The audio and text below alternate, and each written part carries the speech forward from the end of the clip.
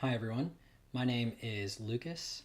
I am an avid MTG player. I love it so much. My favorite format is Cube, and I started recently getting into Lorcana. Lorcana is really interesting to me. I think Disney's throwing a lot of money at it in Ravensburger to see if they can really find the market between the collectors and the players pulling from other competitive games.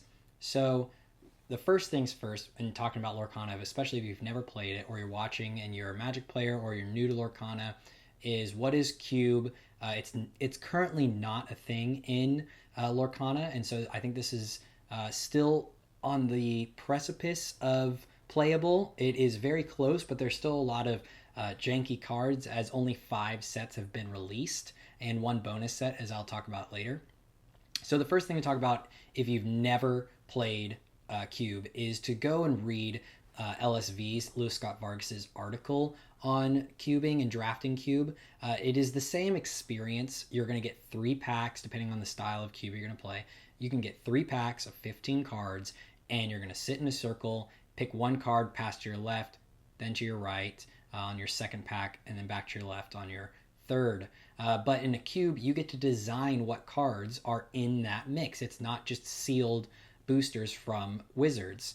Specifically, it can be your favorite card. So if you've never done this, I can't write a better article than LSV did, who is the king of Cube, in my opinion. And so all of these links that I'm going to be showing you today are going to be in the description below.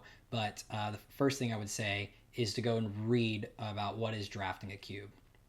The next thing to know is specifically for the Magic players to understand a little bit what's going on. I wanted to pull up some comparisons of Lorcana cards to MTG cards. So Lorcana is very different in a lot of ways, very similar in some ways to Magic the Gathering. The first thing to note when you're seeing cards like this is that you're going to recognize similar traits. So Wrath of God, a 4-mana destroy board wipe that destroy all creatures, is a classic, especially in Cube, good card in control matchups. So there are equivalent cards like Be Prepared, but they cost 7 mana. And these cards, while 7 mana is just strictly worse, it can be better in some ways. So specifically, if you just don't have the situation where you can use all of your mana to destroy the board, you can instead have one of your characters that costs 7 or more to sing it for free. Essentially, you tap them and you get to play this card for free from your hand.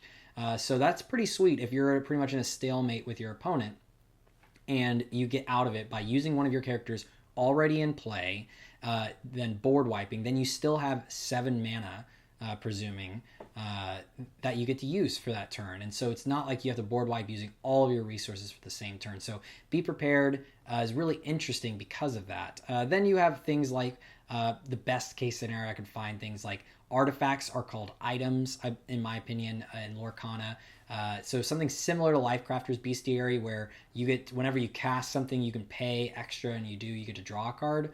It's like Maurice's Workshop here. It's a 3-drop also. It's an item equivalent to like an artifact. And then whenever you play another item, you can pay 1 to draw a card. And so there's a lot of similarities in that sense too, if they want you to build cool combos. Something similar to like Llanowar Scout. You can tap it, put a land into your hand, a nice 2-mana ramp spell that is on a stick. Well, they've got Fishbone Quill. That's an item that costs 3 mana. And you can put any card from your hand into your Inkwell face down. Now, the reason why I think Fishbone Quill is actually a top 20 card in Cube is because of something that you're not really understanding quite yet if you haven't played Lorcana a lot, is cards that are inkable versus not inkable. So Fishbone Quill is inkable 1, but it also allows you to put any card from your hand to your Inkwell face down. So inkable is you're looking for that special symbol around the mana cost, and you won't see it like in Maurice's Workshop. You cannot use this card for mana. And it's important to note, in Lorcana, there is no mana or land cards. Instead, every card in the game has the ability to be used as mana if you choose to play it face down in front of you. You can't get it back later, but instead you can permanently put it down. It becomes mana, and what something like Be Prepared might be way too early in the game that you have it, you don't need it, maybe you're in a winning state and you have a Fishbone Quill out. Well, you can tap it, increase your mana ability to keep going and keep running away with the game, even though it wasn't inkable. So Fishbone Quill is phenomenal, especially in your draft if you just don't see a lot of inkable cards and you need cards to put in to your inkwell, your land base. Fishbone Quill can fix that really easily. So I think it is significantly better than Llanowar Scout's comparison when talking about it that way. So moving forward, well, you've got some people's favorite kind of play style is the wheel cards. All players must discard and draw 7 new cards. Well, you've got that in a whole new world. So each player is going to discard their hand, draw 7 new cards. Best part about this, though, is you don't have to spend the mana again. You can have a character sing it. That's so good to use your characters and your creatures in play to play actions for free. And we'll show you and walk through a specific combo with this card. That's super, super good. Then you have classic cards that are straightforward. Divination is a solid, common card. It is great in limited when I like playing with it, especially in the older limited before a lot of just the better cards have come out recently. But you still have that too in Friends on the Other Side, where once again, Friends on the Other Side is strictly better. One, if you draw it and you just don't need it, or you don't want to use it right now, then you can turn it into mana. Two, is a character with cost 3 or more can sing the song for free, so you don't even have to spend. The biggest downside of Divination is it's 3 mana, but you could just use one of your creatures to play the song for free. That's sweet. And then finally, talking a little bit about the creatures, is you have Goblin Guide. Goblin Guide used to be one of the staple cards, super good in Burn, in Red Deck wins, where 1-drop 2/2 haste, and whenever he attacks, your opponent might be able to draw a card. That's pretty sweet and it has a lot of upside for me. Daisy Duck is a little bit worse, in my opinion, in this cube because of how creature heavy my cube is right now. So Daisy Duck, it's a 1-drop, 1/4, does not have the equivalent of haste, but it quests for 2 still. So the point of Lorcana, just as a reminder, is you're trying to get 20 points, these quest points, and you do that by tapping your creatures most of the time. You tap your creatures, and instead of attacking, instead of doing other things throughout your turn, you gain these points. So quick read down of creature spells moving forward, or character cards is what they would call them in Lorcana, is you've got your cost in the top corner, your attack, your defense, their ability, their subtypes are down here, and then you've got your lore potential. So on your turn, instead of attacking, sometimes instead of using one of their tap abilities, you can tap them to gain 2 lore, or whatever lore is in there. So this is very similar to Goblin Guide. The reason why I say this is a little bit worse is because my creature heavy cube right now is just because we're only 5 sets in, and a lot of the action cards just weren't worth it to put into the cube. So it's just creature heavy. And so Daisy Duck will right now draw your opponent's cards more likely than not, but as cubes and more sets come out, I think that she's going to get even better and better. So my goal is to show you that while these are some of the better cards, combos, there are balances and checks and balances in Lorcana and say, hey, well, this card might cost more, but you can have a character already in place sing it for free. And so just lower expectations in terms of power level, because we are early as we talk about the rest of this cube. If you're from Magic and you're saying, that's just better, you got to lower your expectations a little bit and change your expectations, because the game is just not the years and years and years of experience and I would even call it lore of Magic that it's just not there yet. So that is a little bit of a comparison to walk you through. And now we can kind of talk about the top cards in the cube before we get into the basic ones. So these you're going to notice are all actually from the same set. And these are the top 12 cards. I put these two as like their edge top 10. So in a lot of situations, maybe some of these cards are not as good as just having a 3 mana draw card. And I'll talk about that in a second. So the majority of the game, I would call these like the power 9, but I'll call them the power 12 for now.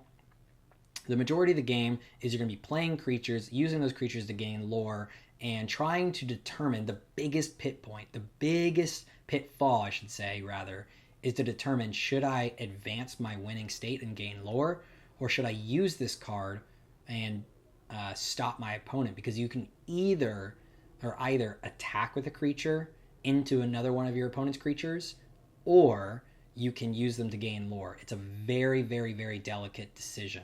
I'm going to do a whole other video on when and why I think you should trade with creatures versus just gaining lore and forcing your opponent to deal with things and winning states. But talking about cards that break that balance, these are them. These cards are insanely good, and I want to talk about why. A 2-drop, it can be inkable, but I would say you'd never need to do that because this card's insane. Turn 2, you're going to play this card. Each opponent's going to discard a card. Then you get to ramp. You get to put this card into your Inkwell face down. So effectively, turn 2, you get to play this card, and it turns into a 1 mana. Your opponent's going to discard a card, and now you're at 3 total mana for your next turn going in. So I think this card's crucial because in Lorcana, card advantage is everything. If you're forcing your opponent to discard one of the cards they were just planning on throwing away into their mana pit, and they may have a way harder decision their next turn. So for you to be able to force them to discard a card, then you get to ramp, I think it's one of the best cards in the cube so far. Similar ability, maybe not using it as early as turn 2, depending on the board state, is you get to deal 1 damage to each opposing character, then ramp with this card. I think this card is also top 5 worthy because of the specific language of damage. In Magic, damage is healed at the end of the turn, but in Lorcana, damage stays. So the fact that you get to ping all of your opposing characters, then ramp, is super, super good, in my opinion, especially in a creature-heavy cube where a lot of times the decision points you're making are, should I sacrifice my creature to lower their health? And oftentimes it just feels horrible. So to have a very low-cost card, effectively 1-cost card, deal 1 damage to all of your opponents, that could change the game. That is very, very wild. And then a creature card that just breaks all rules for creatures. 2-drop, 5/3. In Magic, that's already insane. In Lorcana, it's equally as insane. 2-drop, 5/3. And whenever you play this character, you ping everything for 1. Also unbelievable. You get kind of the same abilities from before, but now you get to attach a body to it, a 5/3, that can give you points every turn. I wouldn't necessarily use this card for its point value, but I would 100% use it for its high damage and somewhat ability to absorb damage because you can heal damage using other certain action cards. But I would definitely say if you can drop this down turn 2, you can start questing and luring with this if your opponent doesn't have any responses, or they start playing their cards that have some beefy defenses and you can start wiping them out very quickly. Then you have cards like Whirlpool. Whirlpool, exert all opposing characters. This is key because this is similar to, or not similar to Magic, because in order to attack another character, they have to already be tapped. So oftentimes, characters that create passive lore, your opponents just won't tap them. They'll say, hey, you can, you'll have to figure out how a way to deal with this, but I'm not going to make them susceptible to you attacking into them. Well, you say, great, well, I'm going to exert them, meaning you can attack into them now, and you can't ready at the start of next turn. Ooh, that is super, super good, because that's 2 turns of attacks effectively that you're going to be able to attack into them if you haven't already destroyed it. Something similar, deal 4 damage, for 4 mana, you can deal 2 damage to each opposing character. I think that's phenomenal. Bruno is one of my favorite cards. I think he's super good. 2 mana, 4/4, once again, already very busted. And when he ETBs, they mill 3. So each opposing character puts the top 3 cards of their deck into their discard. Oh my goodness. There are plenty of combos in this game where you can bounce characters back to your hand and to get some other ability. So you can bounce Bruno and just start forcing them to mill. I think Bruno is in the top 10 for that reason.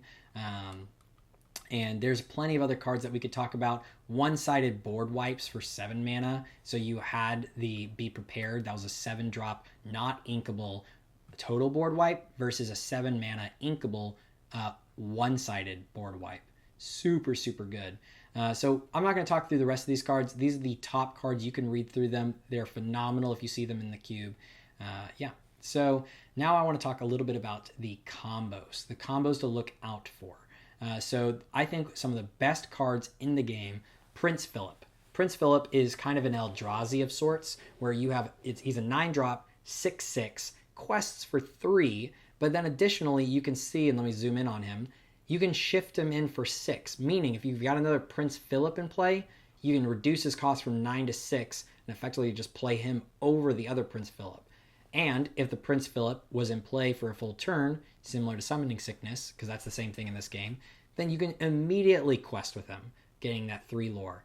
Additionally, when you do play him, you destroy all of your opposing damaged characters. Well, we already talked about Tentacle Swipe. So you play this, it turns into 1, you ramp itself into it, and now everything's got 1 damage onto it, and you drop Prince Philip for 6. So this effectively could be a turn 7 play, because you drop this down. When you have 7, it doesn't even have to be turn 7, just if you have 7 lore. So then you'll go down to 5, hit all of their stuff for 1, and then ramp this in, go back up to 6, shift him on top of another Prince Philip you have, and then they get a one-sided board wipe, and then you can quest that same turn for 3. That's awesome. I really think that's really fun. Super good combo.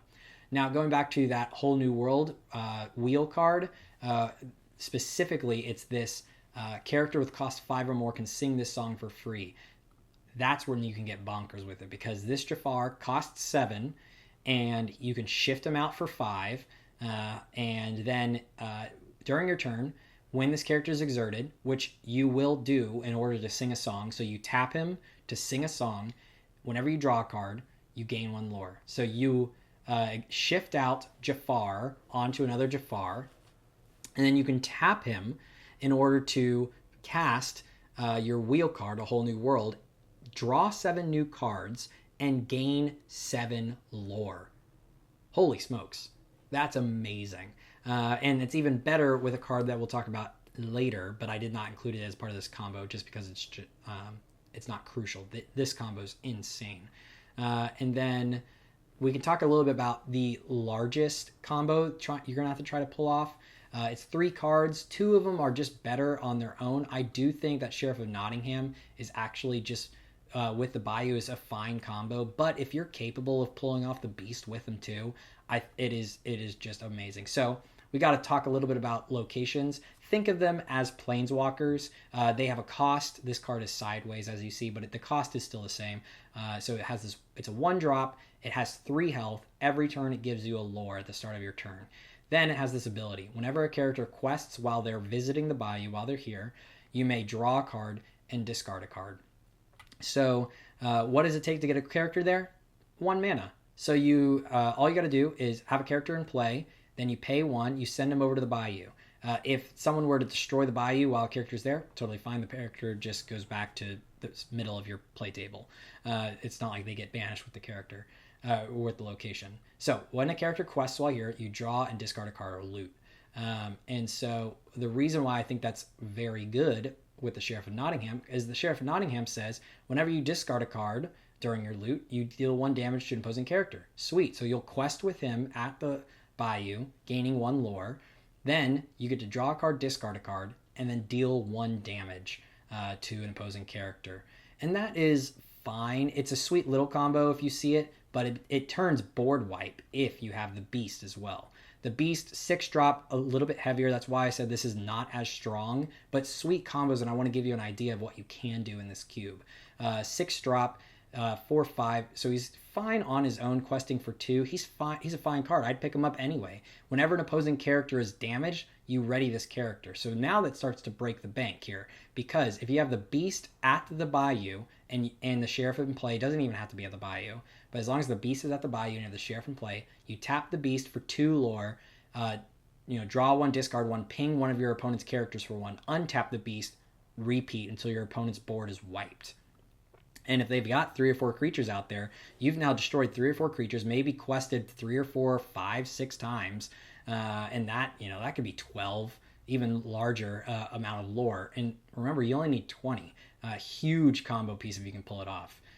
So then now a janky one, but I appreciate it just to show you again the fun things you can do in this cube, is a 1-drop land or 1-drop location. Merlin's Cottage has 7 health. Only costs 1 to send a character there, but you don't even need to send characters to this location for this to play off, because it's just a static ability of each player plays with the top card of their deck face up.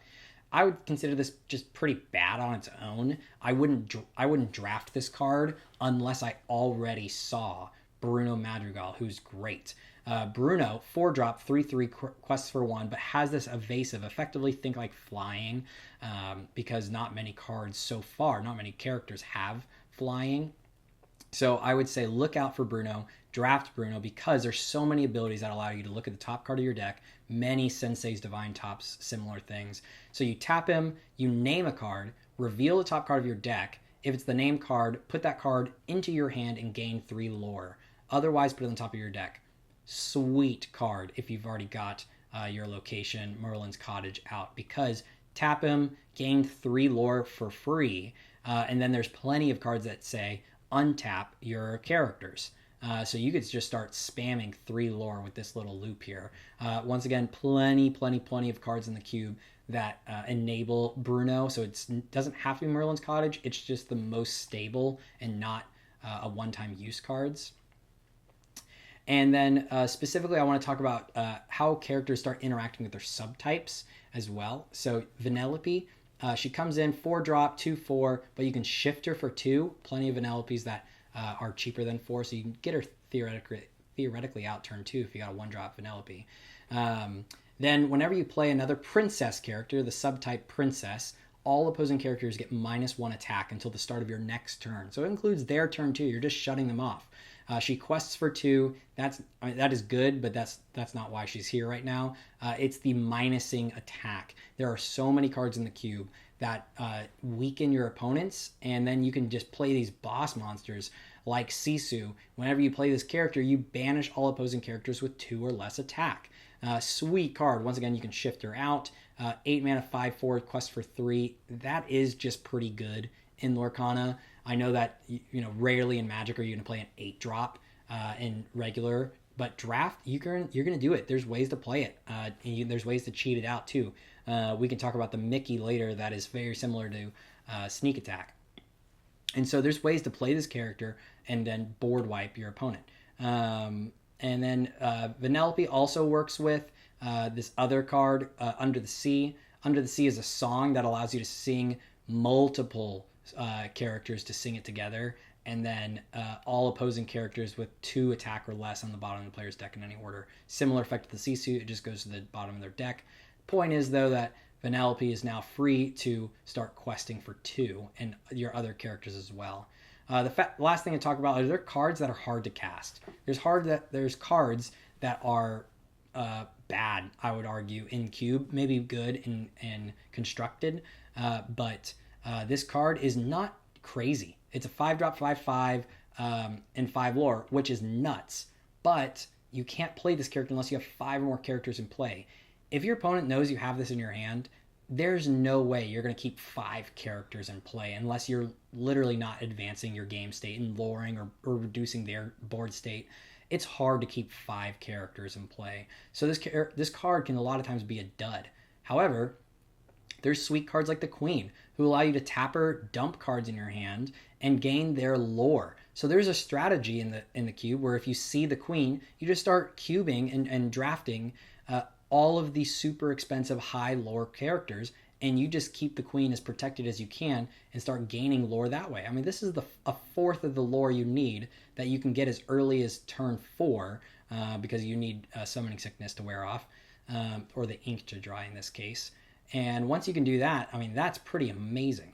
So these are some of the combos just to talk about in the cube. I really, really like the way I've built it out so far with these top cards, these combos. And then now we can talk about the list. These cards that we talked about earlier, you saw a lot of them in the top 10.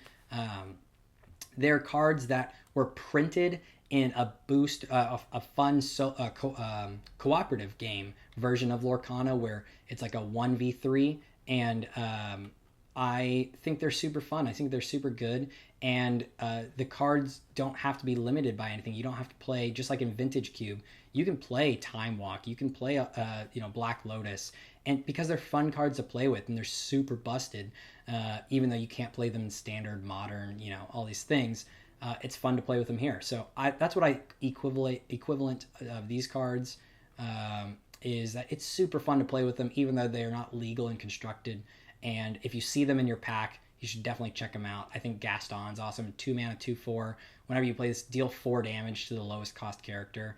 That's still pretty good. You basically are going to kill something. Not a lot of creatures in Lorcana have more than 4 health, especially as early as turn 2, turn 3. So it's effectively a 2 mana, 2/4 that you get to destroy one of their creatures.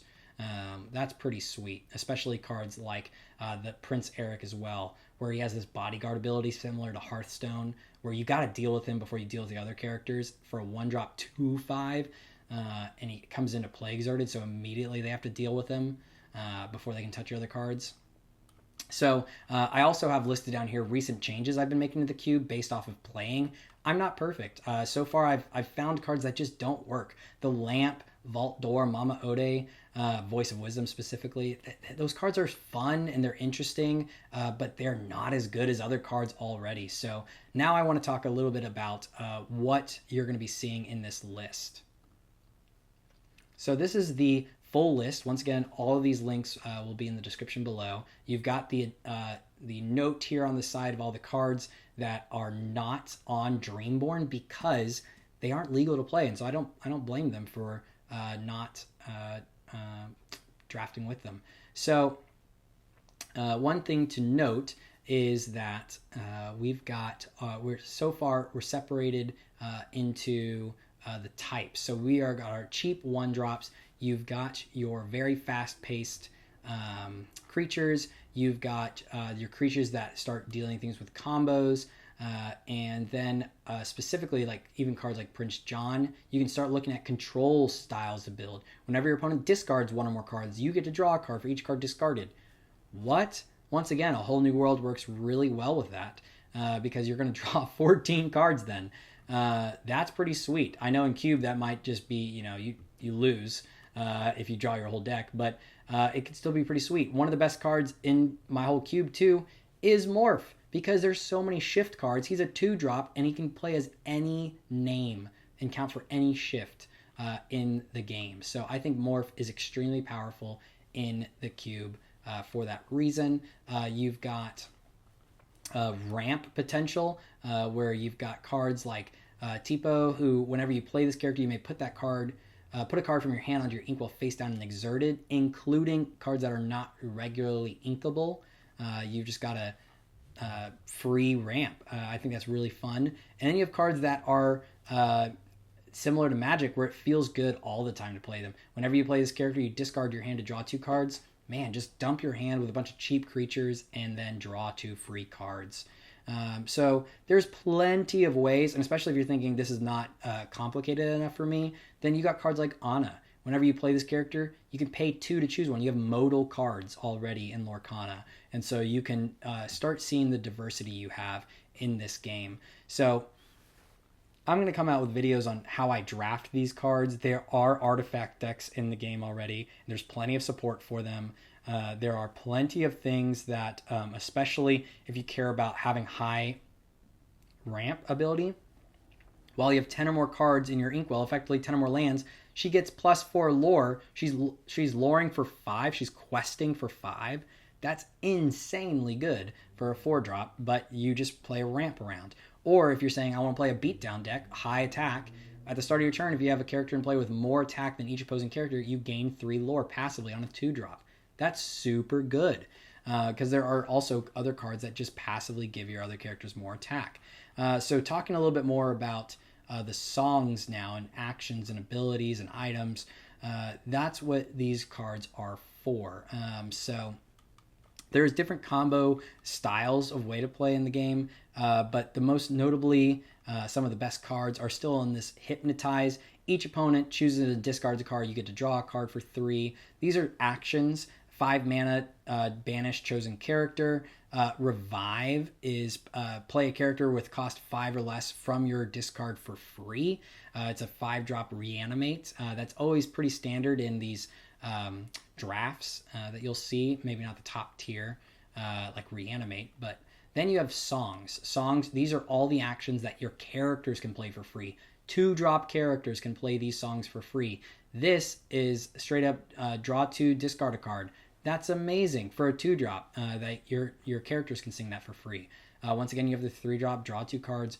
Gruesome and Grim, very similar. Play a character with cost 4 less for free. It gains Rush. At the end of the turn, banish them. Effectively, they can challenge the turn that they're played. So you play them, destroy one of your opponent's characters, probably trade them for 3 mana, and maybe it has an in-play ability, because you can look at cards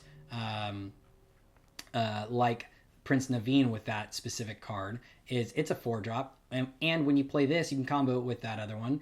When you play this character, you play a song that costs 6 or less for free. So now you're starting to get 2 extra cards for free. That's pretty sweet. So I really like a lot of the songs that you get to play. Once again, it's super fun. It's super innovative in how they're doing things. The Sorcerer's Hat is very similar to Bruno. You just pay 1 mana to do it, and it draws you the card instead of gaining lore. But you can have Mouse Armor. That's one of the strongest items, and it effectively gives your characters resist. Resist is an ability I think would be nuts in Magic.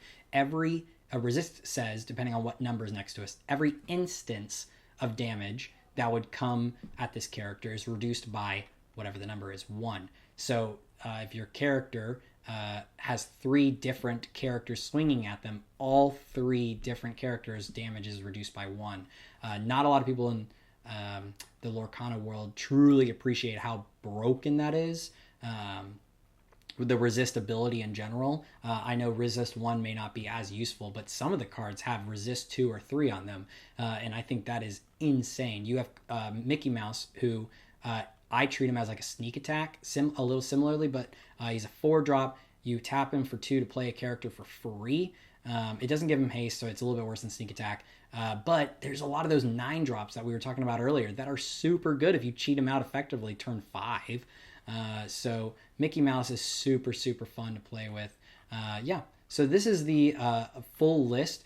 Feel free to go through them. I think we did a good job kind of breaking down each of the different card types, and you'll see that the items are really fun to play with. They're not as powerful as the artifact builds.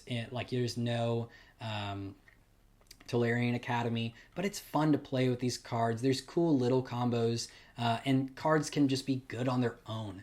And so I really appreciate these cards, and it's also fun to always say things like, I'm going to use Mufasa to sing, Friend Like Me from the Pride Lands. And that's just really fun. So it's really sweet to see some of these cards come to life. I really appreciate Lorcana, and I really appreciate the cube. So if you want, come check it out. And I'm going to make more videos breaking down my cube so that we can keep talking about this. It's my favorite format. Thanks for watching.